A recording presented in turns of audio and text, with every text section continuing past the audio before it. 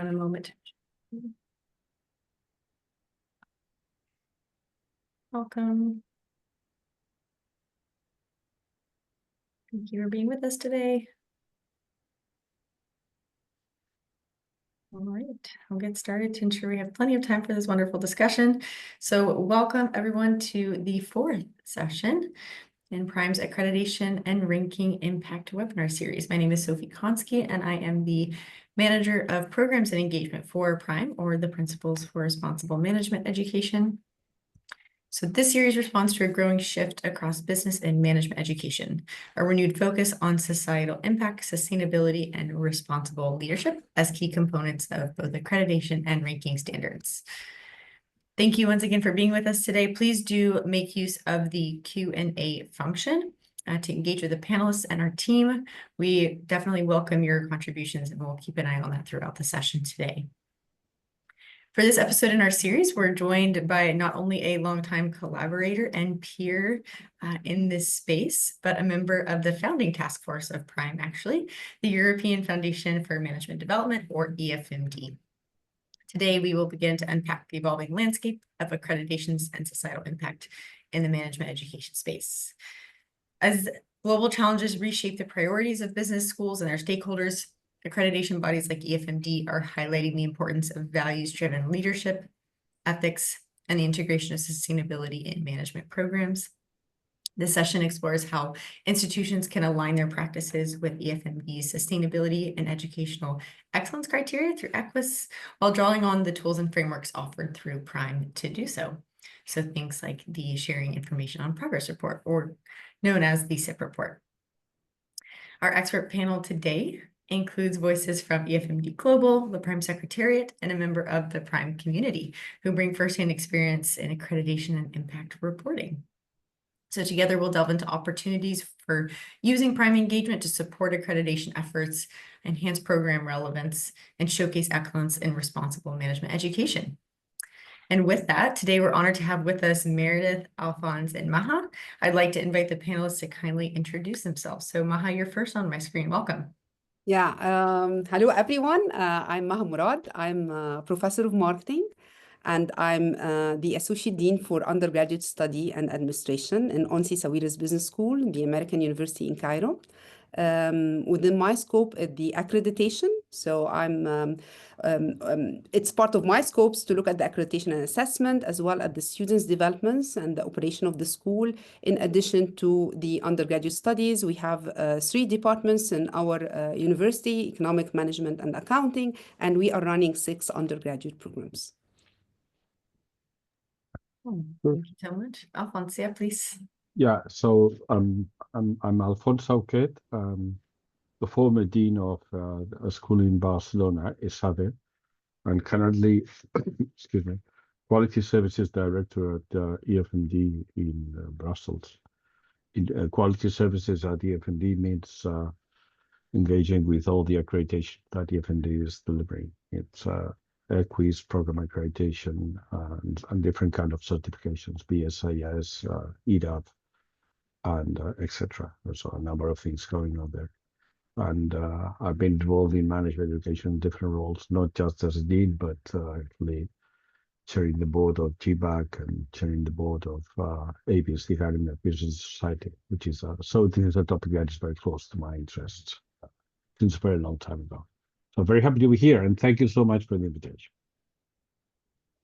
Thank you. Meredith. Thank you, Sophie, and thanks, Zane, for organizing. I can see you're in the background there too. I'm Meredith Storey. I'm the senior manager, kind of overseeing the community and content sides of the PRIME Secretariat.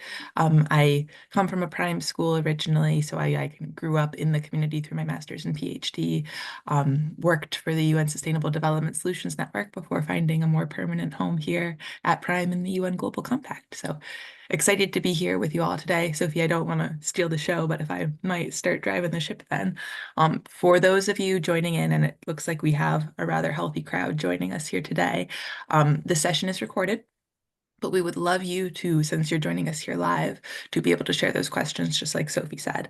I have a list of questions that I've shared before this, which go through a small agenda that we might stick to, we might not, around framing the conversation, quality and purpose, societal impact and institutional identity, innovation in learning and leadership, global recognition and local relevance, points of intersection in the community in EFMD and in Prime, and then looking forward.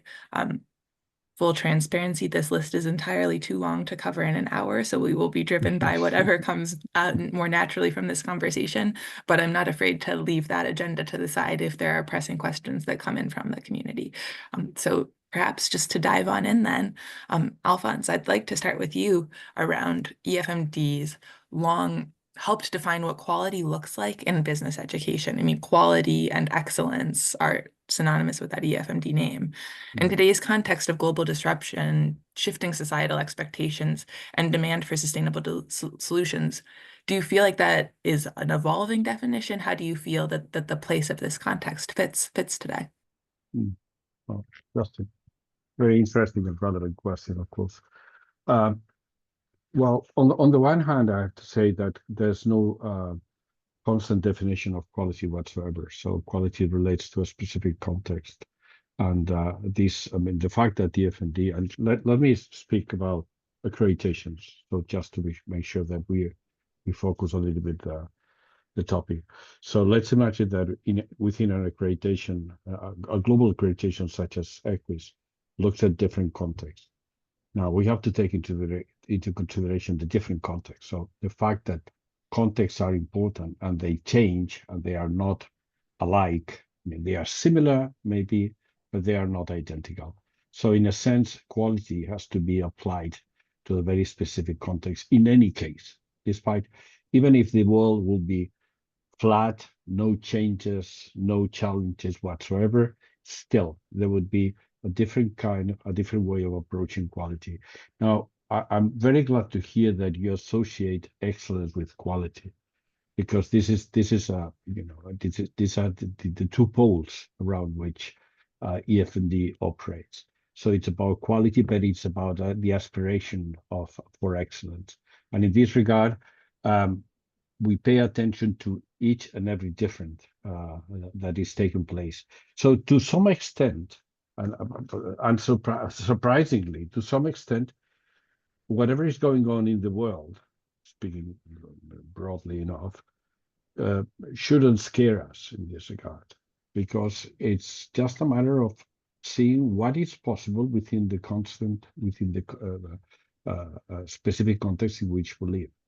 So now, having said that, it evolves, yes, of course.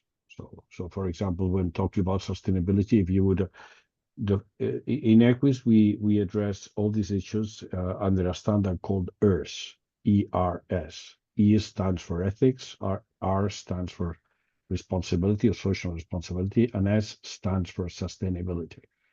Now, 25 years ago, the E would have been prominent.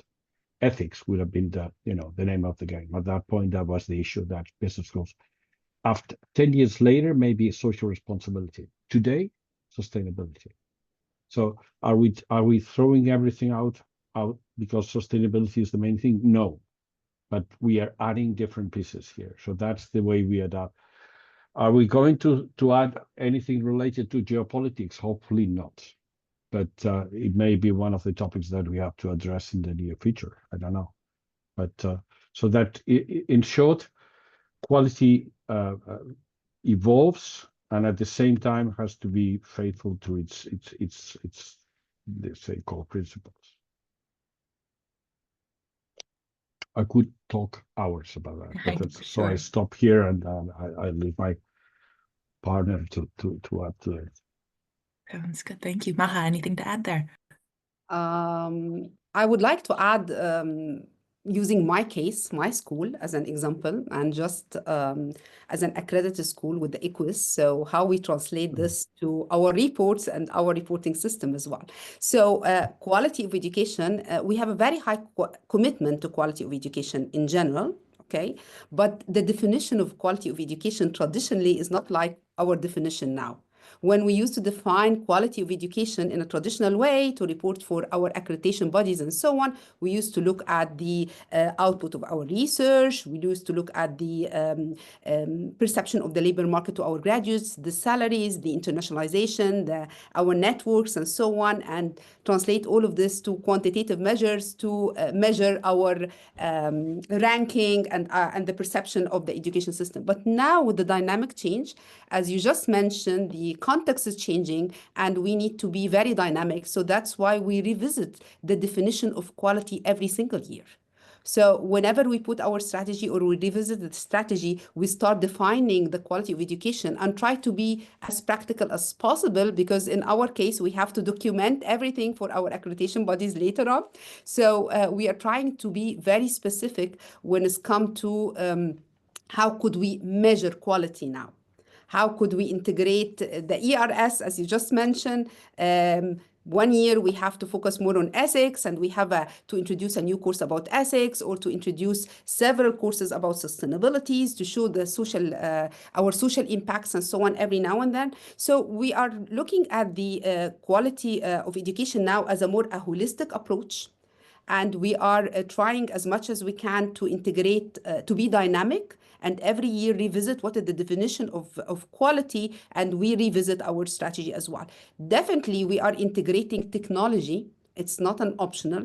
And we are every year, whatever the definition of quality is, we are trying to have a more innovative teaching methods to enhance the quality.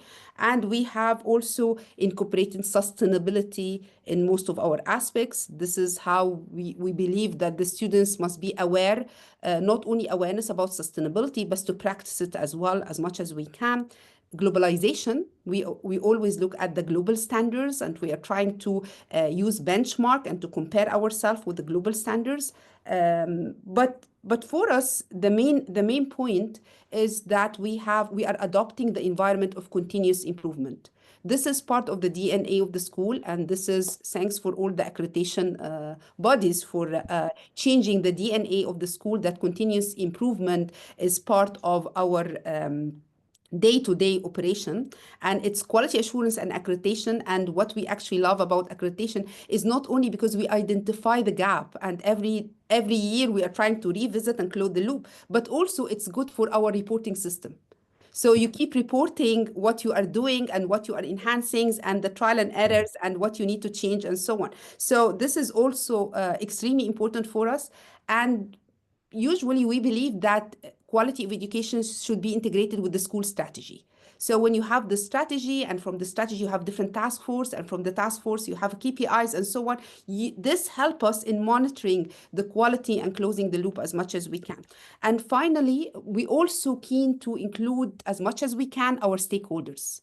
So even when it's come to definition of quality, every now and then, we don't 100% depend on academics. We are trying to make a survey and focus group. Even the students help us in defining what is quality for the next piece, what is new, what is needed. Definitely the labor market, our alumni, as well as several NGOs and accreditation bodies. So defining the quality, usually it's not a one-man show inside the school, but we are trying to have access to different stakeholders and revisit the definition every year.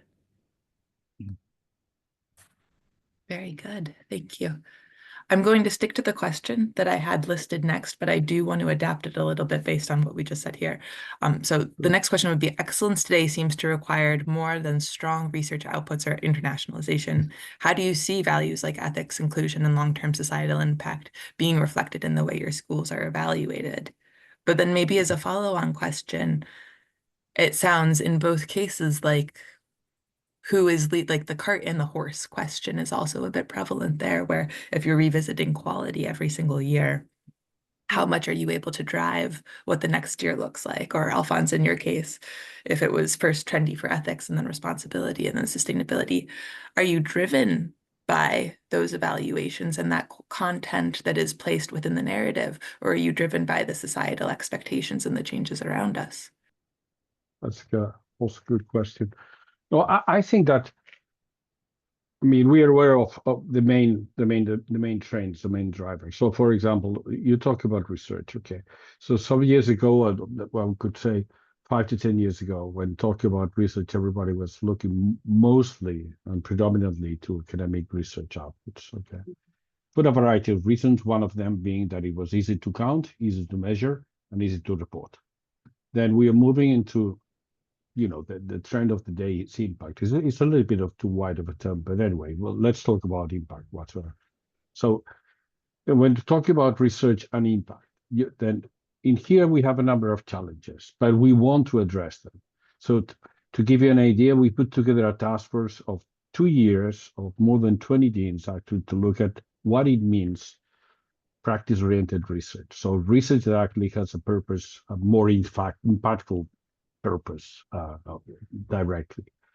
It was not easy. First, it was different. It depends again on context. So what impact means in different contexts, it depends on the priorities of everywhere. So impact in the UK, it's assessed in one way. Impact in Hong Kong is assessed in a different way, and this happens all over the place.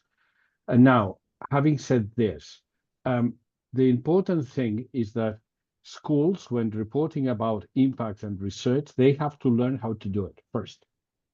It's not easy because it's context bound. So it requires, I'm just coming back from a school, one of the very best schools all over. And they were telling me exactly this, how difficult it is to put in place a system that actually helps researchers to produce the kind of narrative that tells that specific research got a specific impact. There are no direct roads for that. So we have to play with proxies, and most importantly, we have to ask schools to report on cases. Amazing. And for example, the situation of, it's interesting to learn, for example, that in Hong Kong, the funding of universities is adding for the first time a substantial amount of money in terms of reporting impact cases. Now, to report a case is not a Harvard Business School case. It's a different thing. You have to report a whole process, and this process actually may take more time than actually publishing an article. So all this creates complication. Now, to your question, are we adding this? Are we sensitive to the changes in society in this? Yes, of course. Because at the same time, when you were mentioning RBM, responsible research means that we want really to support the idea that academic research is valid for itself to a certain degree, but we want to be able to pave the way for this academic research to have some sort of tangible impact. We are not alone in this. So, for example, we learned that FT, Financial Times, is trying to do similar things, and it's not an easy road, but it's a road that we have all to travel at some point. Yeah, and there are also issues about societal impact that are also important as well. Again, it depends on the level of measure you want. For example, direct societal impact could be easy to be perceived, for example, in the cases of white books, of white reports. It's very easy. It's a white report passed on to a government, and the government actually acts on that or reflects on that. That's very easy. But when you look at students, students are direct outputs of a school, okay?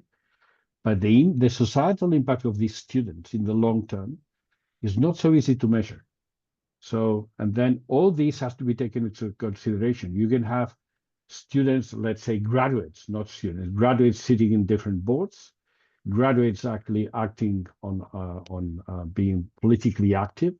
You can also measure the economic impact. So, for example, there are measures that I believe that it was MIT that at some point, some years ago, someone actually tried to work out the economic impact of the companies founded by MIT graduates. And they got to the point that it was around the budget of a country like Spain and a half. So that was the impact of so there are different measures of societal impact. Some of them are very direct, very easy to measure, as I said, white books, etc. Others require long-term approaches. And then you can also, you have to add the issues around sustainability. To what extent this societal impact, brute societal impact, has some relationship with sustainability issues or not. That would be a secondary or third level measure. That's a great answer there. Thank you. Thank you. Maha. Yeah, it's a very tricky question, honestly, and I totally agree with you. The definition of impact is a problem. So defining impact is a problem, and then measuring impact is a problem. And I guess this is a problem that we are all facing. All the universities that are accredited and they are looking for the renewal and so on, because the language starts changing. So the language, even of the accreditation body, they need us all to report everything in relation to the impact. To some extent, this is good, but the problem that we are all facing, what is an impact? Is it only societal impact? And what is the societal impact and how could we measure? I love the analysis of the research and the research output, because one of the problems that we are facing is that the education institutions, and especially the promotion system within most of the institution, is not matching how we define impact. So people are looking for top tier journals and publication in an A and A star journals and so on. But maybe, as you just mentioned, the impact of a case could be much, much, much higher than a journal paper, but it's not counted in the promotion. So the faculty, they don't want to waste their time doing cases. And while this will not go in positively to affect their promotion and tenure track and so on. So this is one of the problems that we are facing. We try as much as we can to work on this, and I will tackle the research first, and then I will go to teaching. We try as much as we can to do this.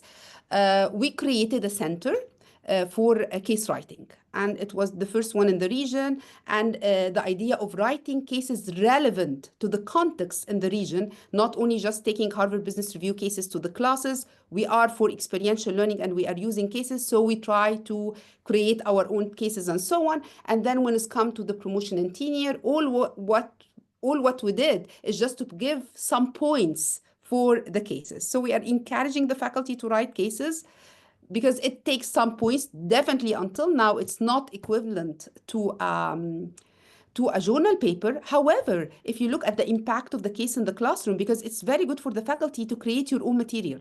So when you write a case and teach the case, and you know the dynamic of the case, and get the company to the class to have a live case, the impact is really good and remarkable, but it takes time until you create the culture. So I totally agree that we have a problem in measuring the impact of a research, but also in defining what is an impact. And this, I guess, this is the start point. So, for example, in our strategy for our next year's strategy, impact is one of the main pillars. So we try to create a task force just to define what is an impact. And we are doing a lot of research with the different stakeholders. And until now, we didn't define it well, because we have a lot of variables and we cannot just be very specific with our variable. But we are trying now through different surveys and focus groups and so on, define what is impact, and is it only societal impact, or there is an individual impact as well. Okay, in education and so on, where you develop students, you're creating the learning environment and so on. So we are working on this, and what we are trying to do, because it's a requirement to report impact when it's come to the accreditation. So based on the result of this task force, we start developing a matrix with a definition of impact. Definitely we start with the easiest one, which is the SDGs. For me now, this is the easiest one because it's clear. So we started with the SDGs, and we start doing mapping between our curriculum and the SDGs, and then mapping between our activities and the SDGs, in terms of the extracurriculum activities, in terms of the activities of our centers, because we have 6 centers here serving the society. So we are trying to get the result and the contribution of the centers and do the matching. This matrix, to some extent, help us to identify the gaps. So when we identify the gaps, we find that we need a specific global participate in several global competitions tackling sustainability, for example. So we embed this in our strategy for the department, that we need to participate in different global competition tackling sustainability in order to take this part and report it, and so on. So we are trying as much as we can, at least to have a clear picture. whether this is the right direction or not. Still, we need to revisit and to double check the gaps and where to allocate our resources. But what we are trying to do is to have a clear picture. Where is the gap and how could we fulfill the gap? Because we are trying in this matrix to have the curriculum, the centers, the activities, the competition, the partnership with NGOs as well as the corporates, and also to embed in it a development program to the students. One of the problem, whatever the definition of impact is, but still, when we are trying to integrate even the SDGs in the curriculum, it's not a quick way. Because as any academic institute, we are slow going through the Senate and the approvals and so on. But it's not easy to introduce new courses or even change the whole curriculum. So what we try to do is to develop a parallel programs to the academic programs, which we call students development programs, where we develop quick workshops to the students. So whatever we feel it's important societal impact issue, we do it in a way that it is a workshops and with a competition, or it's a specific workshops by an international speaker talking about a specific issue in sustainability and so on. This is what we do to increase awareness and to some extent integrate the impact within our activities as a whole, not only the academic program. Meredith, if I may, just to inspired by Maha's point, when there's a word that actually means so many things, sometimes the value of the word is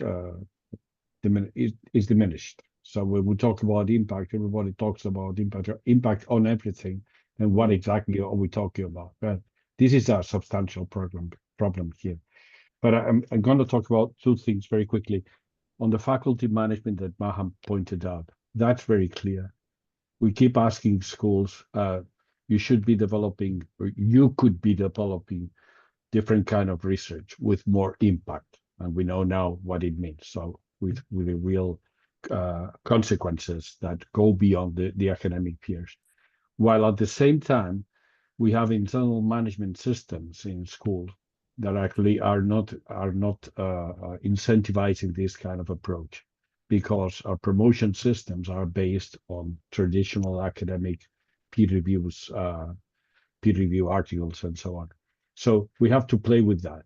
I mean, we cannot just take all the academic research out of that, but we may have to do certain things with the career of faculty and ask schools, maybe we can support the idea of academic production is valid to until a certain promotional has been achieved. And after that, faculty should be more free to develop their different kind of research that has less impact, let's put it that way, on the academic journals.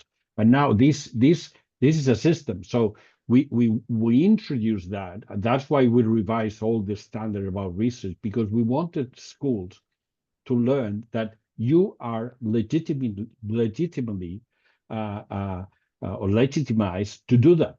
And we are going to recognize that as a valid research strategy, provided that you also have a little bit of the other part. Okay.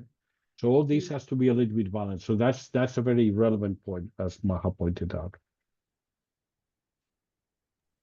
Could I just add a point? I'm sorry. Please. No, I want you to. Yeah, just on the same point, because we used to have a very quantitative system for promotion and tenure inside the school. Quantitative. There you are. So yeah, you have to publish 6 A journals, for example, and the points is X and so on. We revisit last semester, we revisit the criteria once more. Definitely, we have a minimum requirements to apply. So we make the quantitative for eligibility to apply.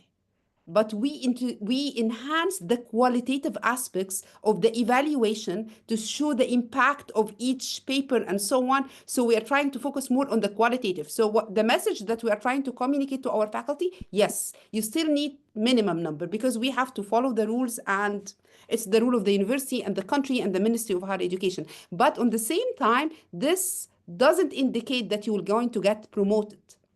Because sometimes you can find faculty submitting 50 papers without impact. Yeah. But to get promoted, it's a qualitative evaluation of the file. So we start differentiating this and changing the language to some extent. Go on, Alfons. Well, we can continue. I've been Yes, discussing yeah. that for, again, it is a fascinating Yeah. topic, Yes, but yes. it's once you leave the mechanistic approach to promotion and to assessing faculty, then you enter a blurred area. But this is the interesting part of it, because the other part, I remember that when candidates would come to my school and would ask me directly, so promotion is 522, and everybody understood what it meant. In 5 articles, during 5 years, 2 of them should be a certain quality, blah blah blah. So it's 522, it's 532. That was like talking about Language, a mechanistic approach. We have to leave that behind at some point. Definitely. Agree. Well, perhaps shamefully or serendipitously, the next section was called Societal Impact and Institutional Identity. So I think you beat me to the punch there on impact. But the question that I would like to ask, and I'll adjust it a bit again, are there particular ways, Alfons, Maha, you've shared well to this in the AUC context, are there particular ways you've seen institutions effectively line mission, partnership, research, pedagogy to demonstrate impact more holistically? And you think, just based on the conversation we're having here, perhaps to ask if we could read your diary a little bit. You've done it from the institutional prerogative in your past life. It sounds like you're having these conversations weekly, if not daily, around the world. So what are the experiences that you're hearing for the good and the bad? Like really, the individuals that I imagine are on this call are those facing similar difficulties. If you're talking about identity, the more and more we see that schools are living behind the typical missions that actually don't say too much. A colleague of mine in THE actually once ran an experiment, put together, I think it was 15 or 20 rectors of different universities, and placed all the missions in the screen, and asked them, please identify yours. Not all of them could, because the missions were so alike, so I mean, they didn't mean anything. I mean, they meant a lot. I mean, they meant not. It was, all of them were so aspirational, but more and more we see that business schools are trying to become, what I say, identifiable, become institutions that actually are meaningful for the people which are working inside and outside. So this is more and more the case, and you attract more faculty if you can provide them with some sort of the answer to who are you, what kind of institution, what do you stand for, and more these are the case. I mean, people want to really put all the energies into something that actually has some sort of meaning for their professional careers. And in this regard, I understand that we can see more business schools with a more embedded priorities in everything they do. So, for example, we could say standard. If they play heavily on sustainability, you could see that sustainability it's I wouldn't say everywhere, but in many places. It's about the conversation with the stakeholders. It's about the type of faculty. It's about the type of research that they are conducting. Not everything is just sustainability, of course, but this is, I mean, tainting the conversations of the institution. So more and more, this is the case. I mean, schools are trying to become different and in some way, and identity is clearly one of the roads ahead. I don't know if I'm answering your question. The question was very broad. It was very broad. Is there anything, Maha, to add from your prerogative, please? I will just continue on the same line of thoughts that it is differentiation, or we are trying to have an identity and differentiate ourselves because there is a limited resources. And I believe that it's not only the university is trying to differentiate themselves, but even the faculty.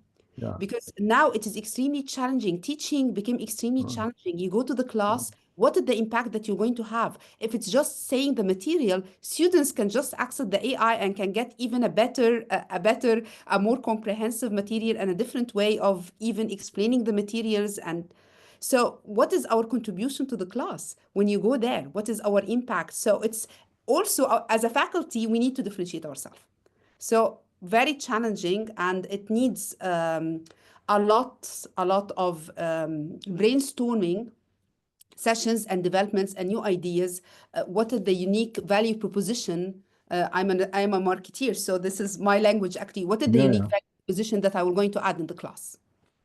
So it's, and hence as a university to the degree, what is unique about my degree? Do we still need a degree, or later on it will be only micro credentials and people were going to get several certificates and collect them, and this will replace a degree? So this is a very big topic that needs series of webinars actually. Very good, thank you. To press on for the sake of time, but we can continue back to any of these as needed, to the innovation in leadership and learning section here. There is a growing energy around innovation in teaching, especially when it comes to preparing students for complexity, interdependence, and values-based decision-making. Maha, I really liked the examples that you were giving about, being flexible to the learning situations of the student and giving them those experiences rather than waiting for the trajectory of a class to evolve. And that's just something nice that they can also take to job interviews and say, listen, this is how I've learned to be responsive to society and how I've learned to question what's around me. What kind of pedagogical innovation stands out right now in EFMD within your community and at AUC? Again, important question. Quick answer is that we have a research a task force working on that precisely, but because of the following, you can argue that any business school has been in the business of pedagogy for a long time without recognizing it. So let's say we are providing a service in a way that actually doesn't require us to look at what exactly means a pedagogical approach. Do we have a strategy of pedagogy? Do we have certain? I mean, we have all been practicing with certain tools, with different tools, but not necessarily with having an approach with that. Now we are beginning to ask schools, tell us a little bit about your pedagogical assumptions. Tell us a little bit about what exactly do you do that is different from your, when you approach your undergrads and your more experienced students, because there should be some difference. That's one thing. How do you manage the technological backgrounds? To what extent are you, now we are talking about AI, it's the very beginning of it, but to what extent companies are beginning to ask schools, tell us a little bit to what extent your students, your graduates have been exposed to AI, more importantly, and we don't have the answer yet, to what extent they know exactly how to manage critically AI. And all this is on the table. So we are trying to actually work it out. But the question is there. We're beginning to ask schools, if you are providing a service, you should be telling us to what extent you are aware of the assumptions that you're putting into the classroom when you deliver whatever learning experience. So call it experiential learning, call it classroom, call it hybrid, non-hybrid, etc. All these should be reflected in the way a school tells us their own experiences. Having said that, the diversity is immense. There's a lot of richness here, a lot of richness. And this is what we're trying to capture by this task force. I mean, try to understand what are the most valuable experiences and try to make those experiences actually accessible to all the rest. If I take the example of AI, the more advanced experience we have is that the most advanced schools have been probing and learning all along the way. They didn't follow any kind of recipe. So they are just trying to understand how best to manage it, and they are putting task forces to understand to what extent this affects research, pedagogy, etc. So to close, try to sum up, the topic is absolutely relevant more and more after COVID. So before COVID, actually one could pretend we all know how to teach and how people learn. After COVID, nobody is sure of anything anymore, because you may remember that in business school everyone was talking about these kind of changes are going to take us 25 years actually to make sure that faculty. It took us like 6 months to put faculty on the spot to try to learn as we were proceeding.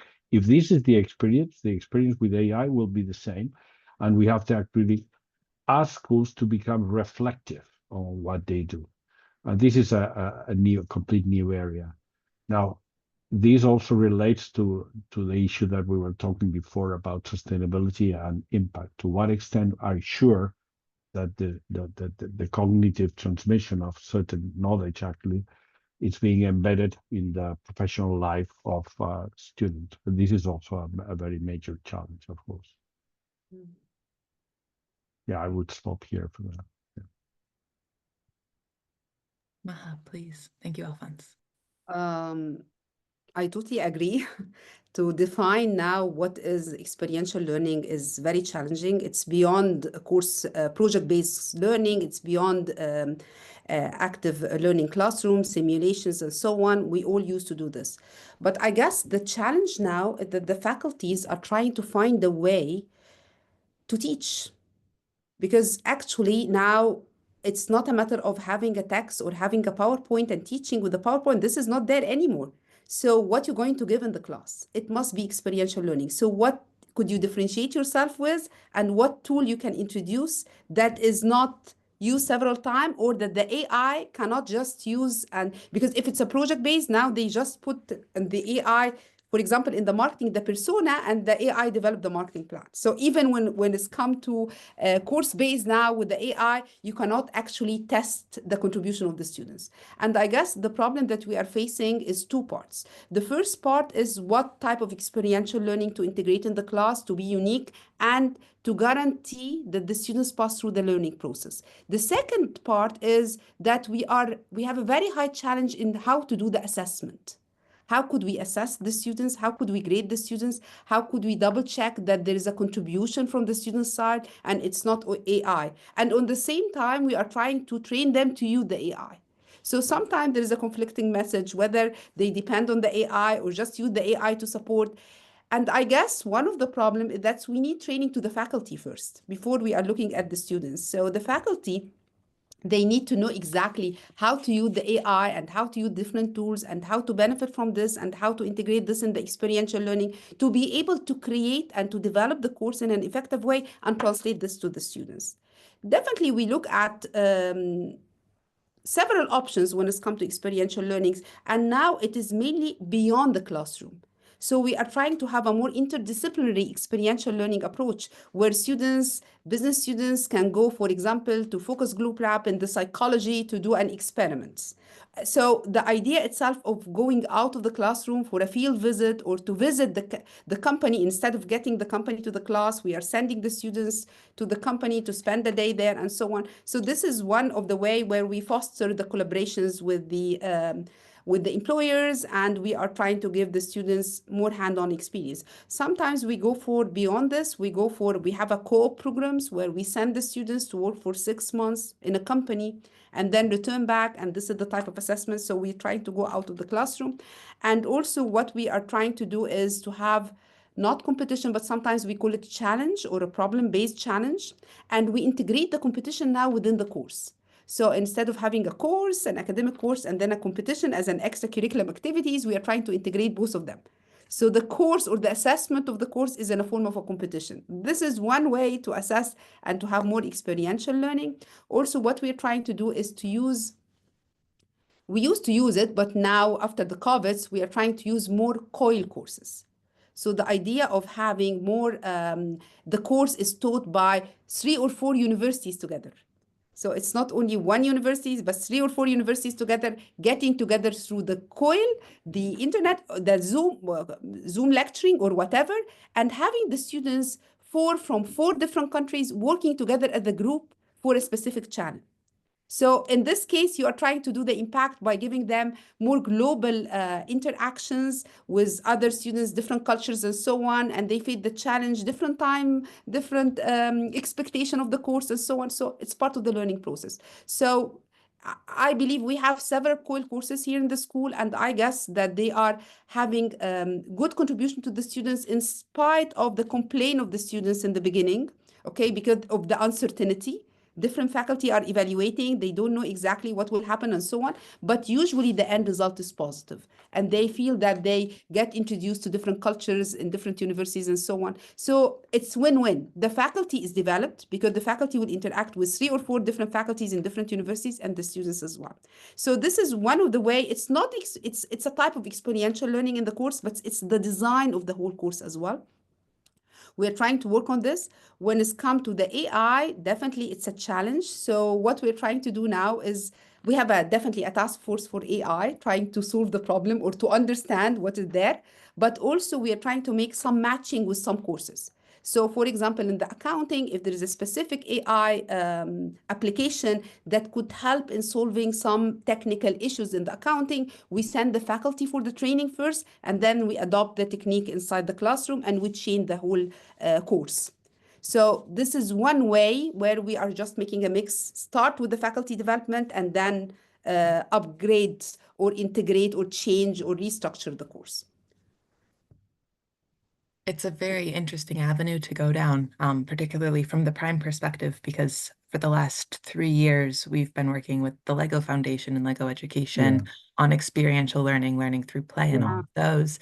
And our goals in the original grant were to develop student skill sets for creativity and criticality.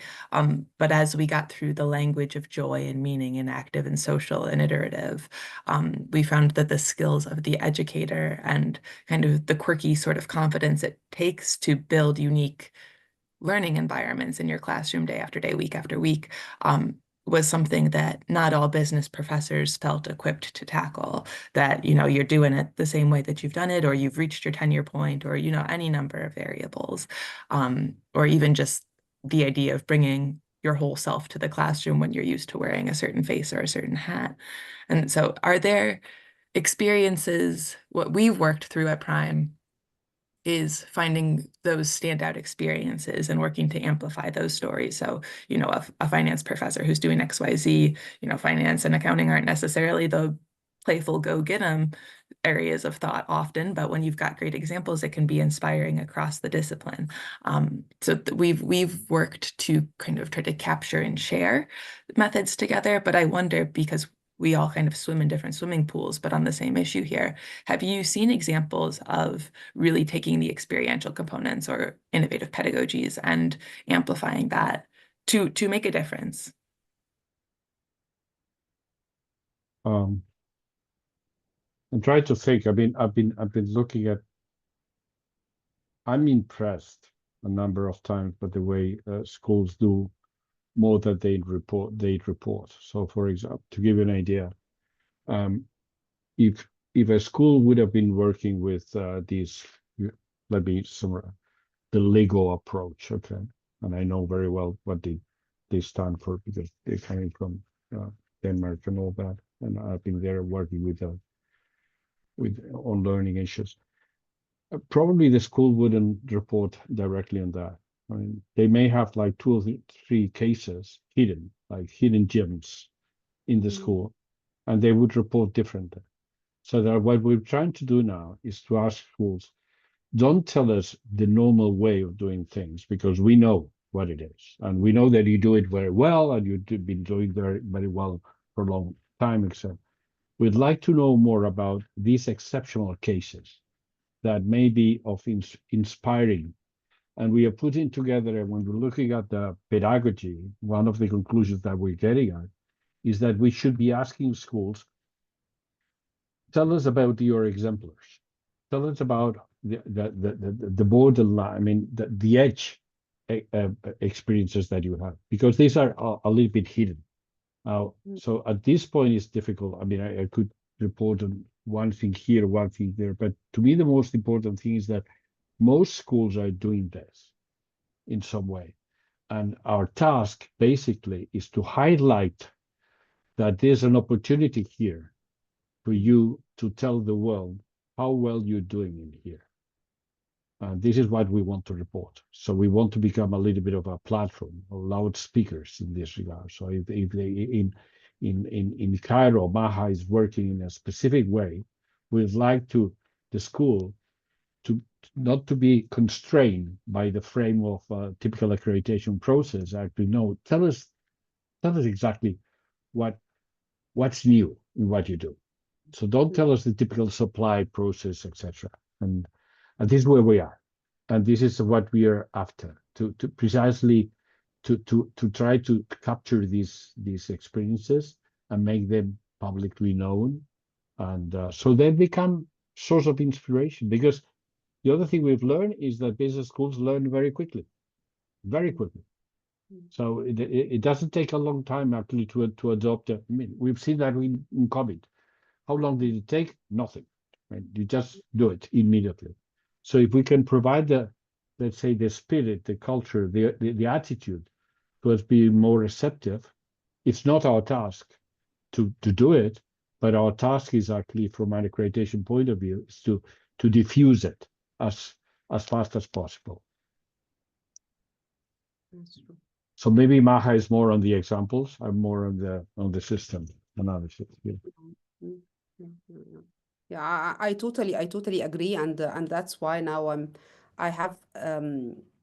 I totally believe in the networks Yeah. more than even international agreement between two universities. When you have a network, or you have a group of universities as well as organizations like PRIME and so on working together, the idea of sharing experience and sharing the resources, and everyone can specialize in what he or she feels that he has a unique advantages in. So I guess this is the way out. And as you mentioned, the business school can learn in a very, very, very quick way. And they have the ability to adapt and to change, because the concept of competitive advantages is there. So each one needs believe in this concept. So they will work on it. And COVID is a typical example. Definitely, I agree. In no time, we moved to the online without even any training. It's by trial and error, and we just did it. Even our senior faculty, they can just do it in no time. So, so yes, I totally agree with you on this. If I could ask a follow-up question here, if I said at the start that I equate EFMD with excellence and quality, I would say you can debate what your own words are, but I would say that I equate PRIME with community first and foremost.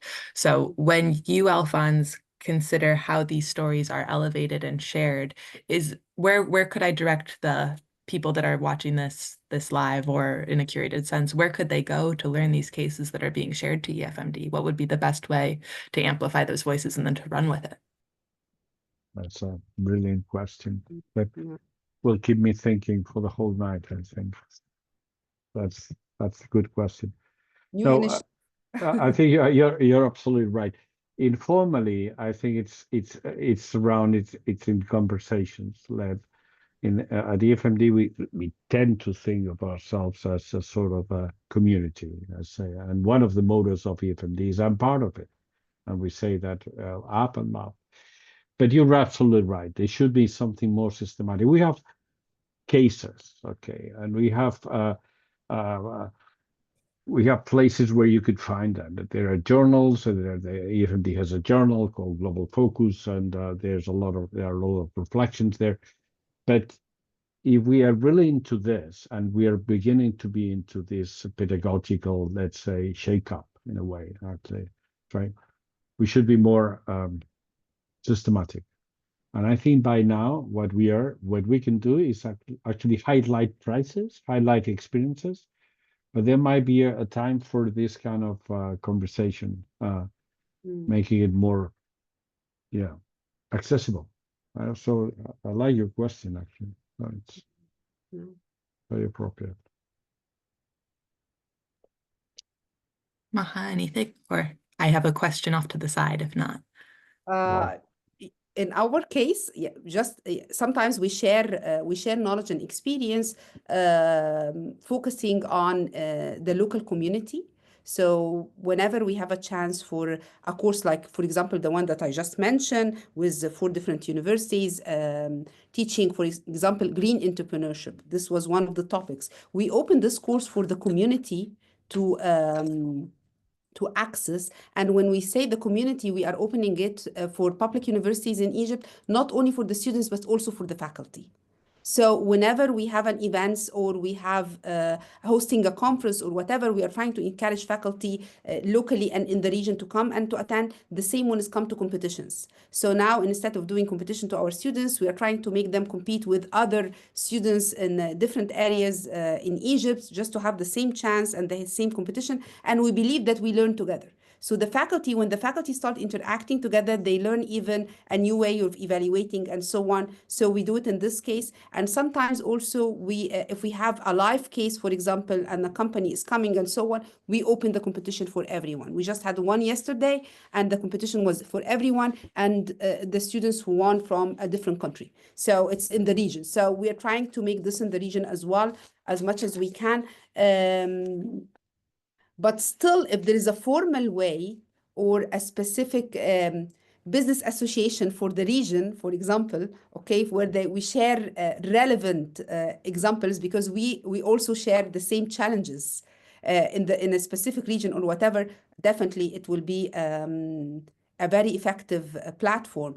I know that the awards and so on that is provided by different organizations is a way to showcase, but it could be more, and it could be a specific session in each conference, for example, in next New York conference or whatever, where you can just showcases and each university can just submit a proposal that I want to showcase X. And this is the case. And I in several conferences, they are doing this, but we can just enlarge it because the idea of the networks, you will find a lot of members and you can just share it. It could be a newsletter with success story every month, for example. So there's a lot of ideas to encourage faculty to share. And also to be innovative, because it's a motivation tool.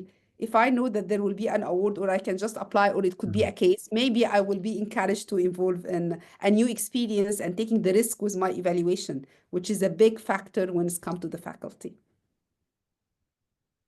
Just a quick compliment on what I said before.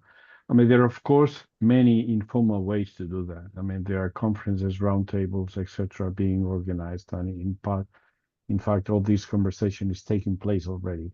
And you can also argue that even when a peer review team comes to a school and the standard has been modified in a way that actually, as we do now, so we change the standard and we tell reviewers, by the way, you have to be aware that this standard requires or asks the schools to showcase the examples about pedagogy, then all the conversation changes.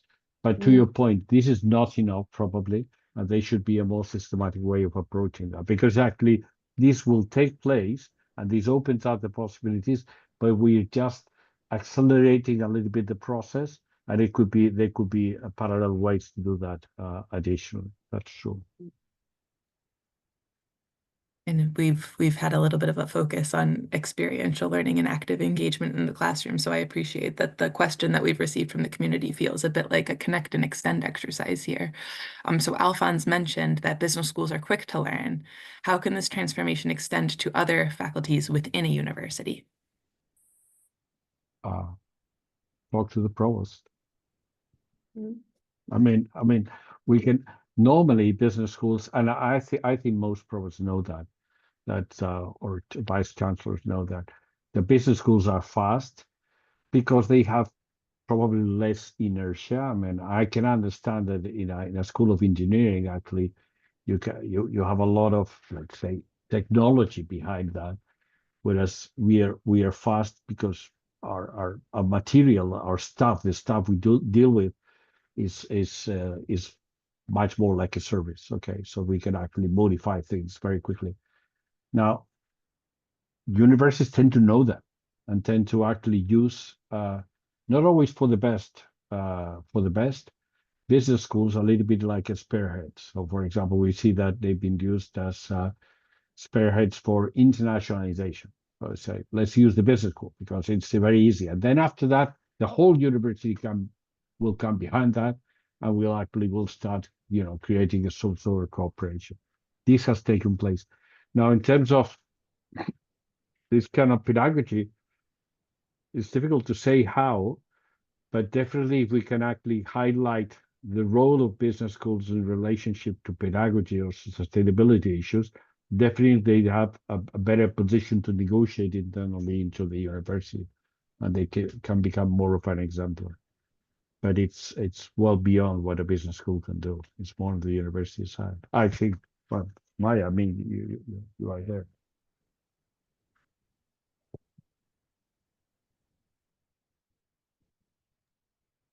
If you don't have any final words, then I would just like to, I know we're at time already. And so- I know we are running out of time. Yeah. That's a very big topic about faculty and Yes. resistant change and resistant for development. So I guess it's a very big topic to comment on. Yeah.